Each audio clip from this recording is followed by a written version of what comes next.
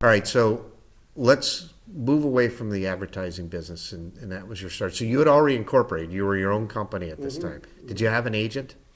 Um, well, I had an agent in Chicago. Yeah. Yeah.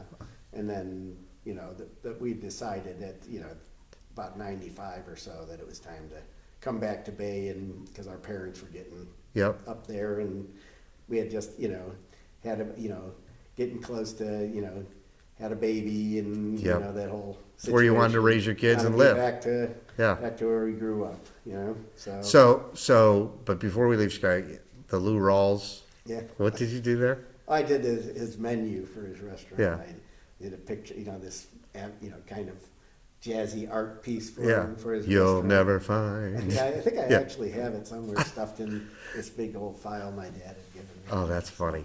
All right, so then Durk Illustrations, is that was a company? What was it called? Yeah, Durk Illustration. Yeah. Very uncreative. I wish I would have thought of the later version, which is Durk Wurks, which was what I call it. Cool. That's cool. With a U. Yeah, Works works. with a U. So then you get an agent, and New York's involved. Now you're kind of, things are getting bigger. Yeah, well, actually, it was very, didn't seem like it was going to be much, but some guy called me up and said, hey, I know this guy, Don Bruckstein in Yep. New York, and he needs someone to help a book, and I think, finish a book off, and I think he'd be perfect for it. And so I did it, and the guy really liked me, and, and this was already committed to moving back. I was like thinking, I'm going to be working with Jeff and all the building houses. What was the book? Do you remember? It was, it wasn't even a licensed art, so I remember it was this little boy and a duck, basically, and I wish I could remember the name of it, but, I didn't really get much credit for it, because I was just finishing it off for them, so I did that, and